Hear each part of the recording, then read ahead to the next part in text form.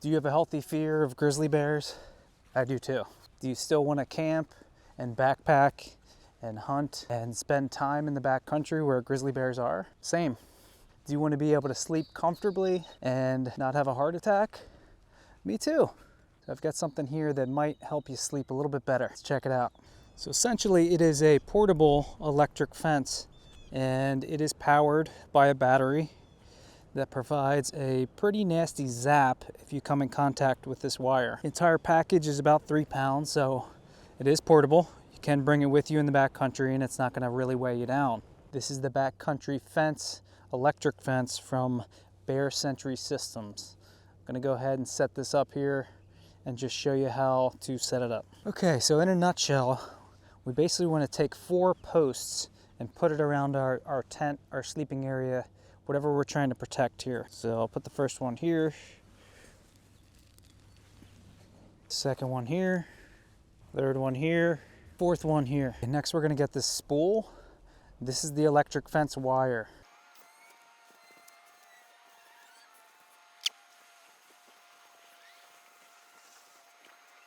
Take the spool and just hang it on that post there. Poles seem a little flimsy, so we're gonna take the included guy out lines and these stakes. We're gonna stake out each one of these poles to make it a little bit more supportive.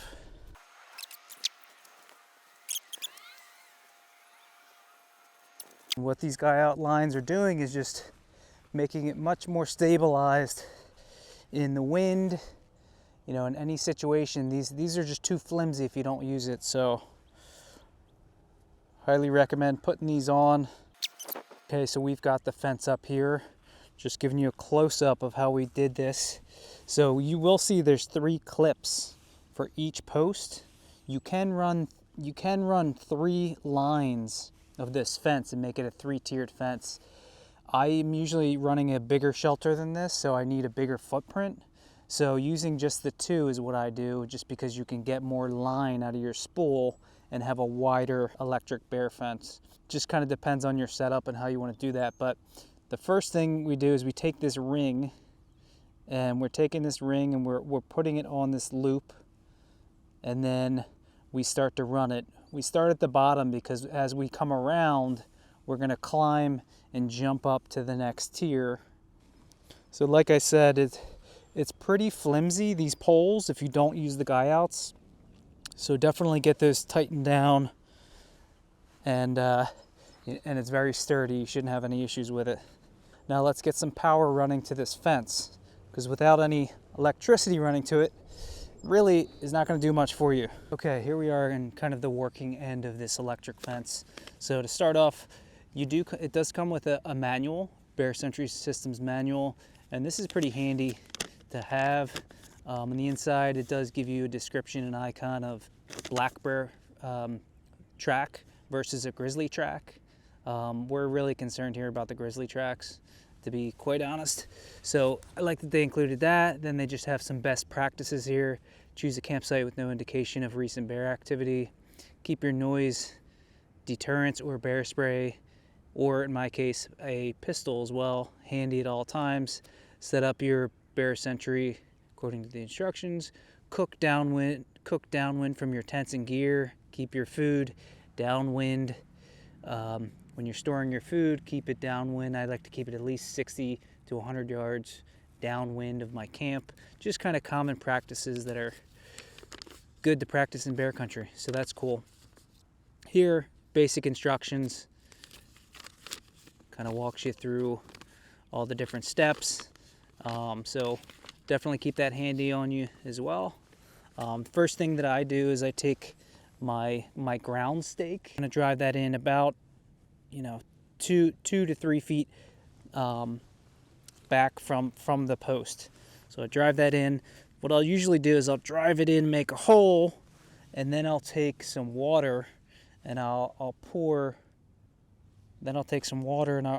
it down in the hole just to make sure that this thing has enough moisture. So I'll drive that down like that. Make sure that's down pretty good. Next thing that I do is I take the Bear Energizer. This is the fence energizer here. You're going to be taking power and powering this, then this will supply the energy to the fence. This is putting out 1 joules of energy, which definitely provides a good zap. Don't ask me how I know. Definitely wake you up in the morning. So take that, we'll put that there. Next thing we'll do is we'll take our cables here. You know, these are similar to your car jumper cables. You have a red and you have a black. So what we're gonna do first is we're gonna take the red side, and you have these little tiny baby alligator clamps. I'm gonna take the red and I'm gonna connect it to this ring, metal ring that you set this up with to begin with. Okay. Now I'm gonna take the other side of the red and I'm gonna connect that to this red peg on the Energizer. All right, red to red, pretty easy.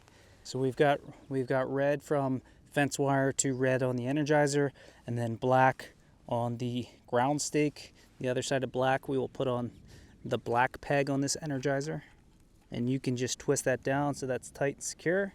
Now the only thing we have to do is provide power to this Energizer. So what we're going to do is we're going to take our power source.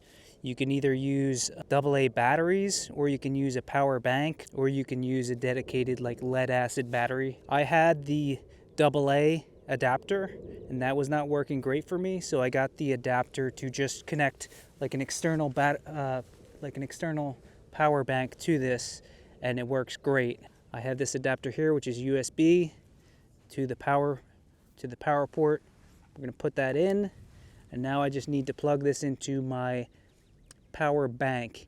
You can use pretty much any power bank that accepts USB, but just make sure that you have one that has enough capacity that's going to last you through the night, 6 to 8 hours.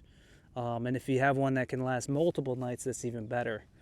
All right, so here is the external power bank. This one is like much more heavy duty. I will put a link in the description of the ones that I did use, but this one is going to be more than enough. So now we're just going to plug this in.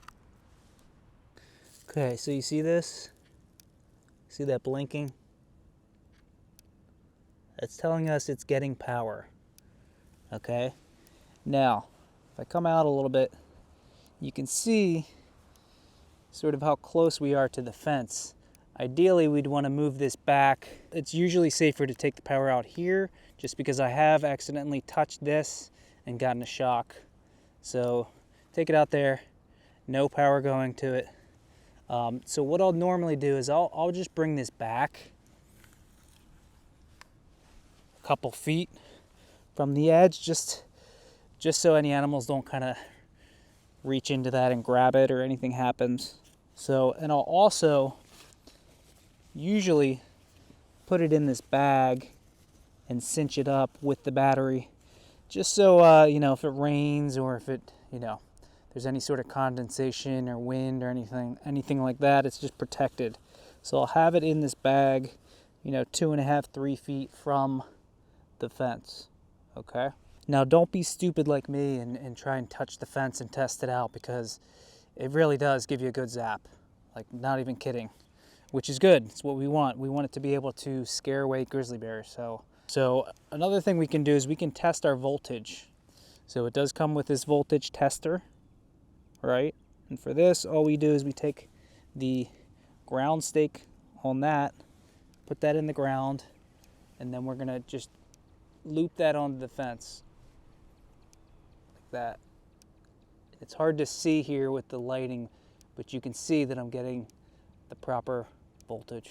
A couple other things to note here.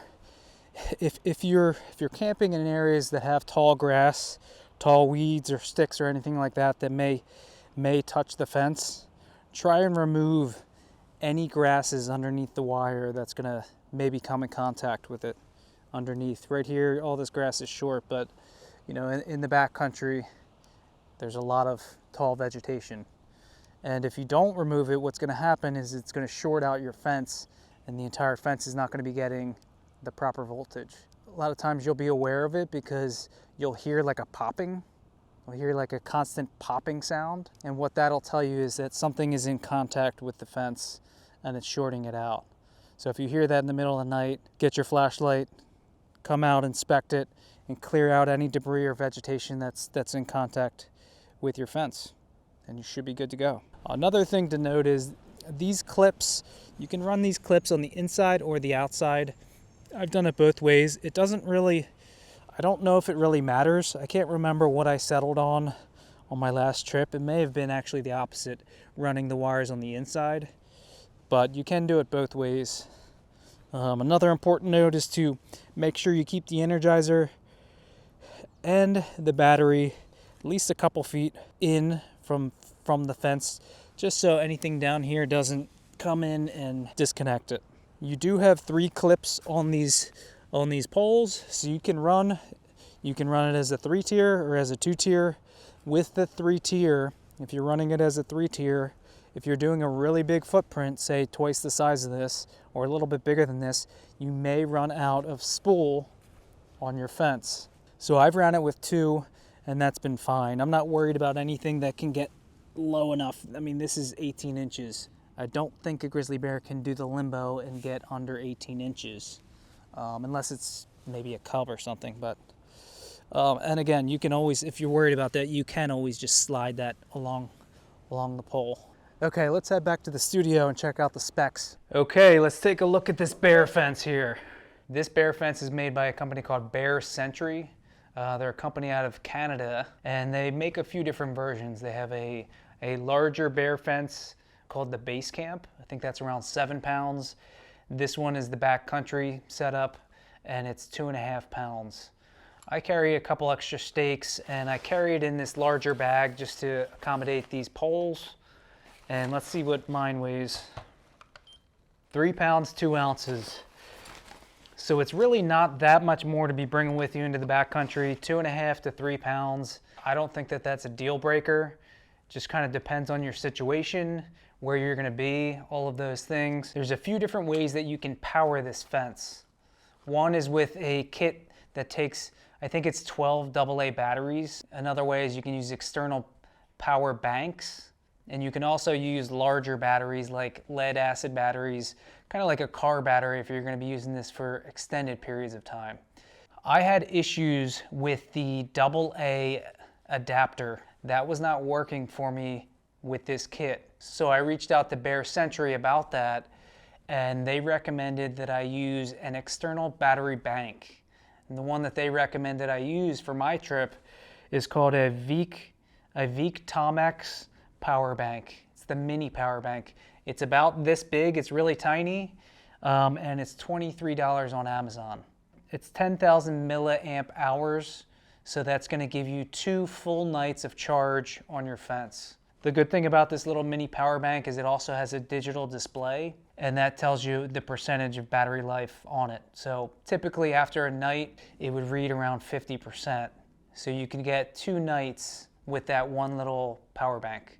So I bought 2 of them since they were only 25 bucks, and that lasted me 4 nights. And my brother, he got one as well. So that lasted us 6 nights of charge on this fence. The reason why I went with this Bear Century version, there are a couple other brands out there, is that the output on this one was quite a bit stronger than the other brands. And by output, I mean how strong of a zap this thing creates when you touch it. They measure that output in a joule rating. This one has an output of 1 joule. Most of the other ones had 0.5 joule output. So this one packs more punch. Getting into cost of this bear fence, this is the backcountry version, was $330. I also added on the guy lines, which was another 20 bucks. So 350 bucks for this package. So if you're gonna be sleeping, camping in the backcountry for extended times, and you know that there's a high density of grizzly bears in that area, I would take a look at this.